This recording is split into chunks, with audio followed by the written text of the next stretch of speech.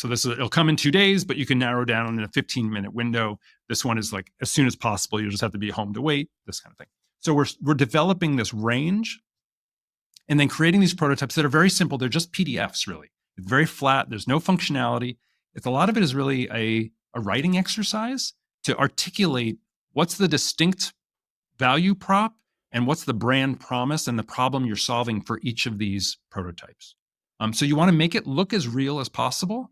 So it looks like a homepage for the product. So it's the box around this thing. So you don't have to build anything. You're just describing it and putting whatever you need to illustrate and convey that. But they need to stand alone. I'm not going to pitch them or narrate to them, and just create those so that I can present those 3 distinct recipes.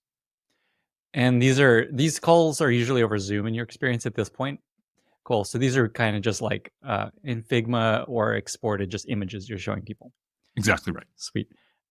More and more on this podcast, people are sharing ways, just how AI is making prototypes, like actual product prototypes, so much easier to create. So I imagine people are going to move to like functional prototypes more and more. Yeah, they may. I think the thing that's important is to not get distracted by that. So here, the benefit to keeping it simple is that you're not too wed and too committed to anything.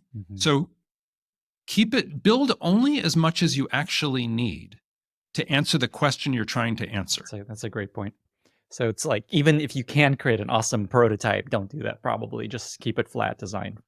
Awesome means very crisply describing the distinct value proposition and problem you're solving in a way that people get it. They're like, oh, I understand what this one is, and then I can compare it to these other ones, and I understand what the features are, and I can have that conversation. It's about the value prop. It's about making sure that they understand what it is. It's not this kind of marketing speak where you're like, wait, what? You just have to be super blunt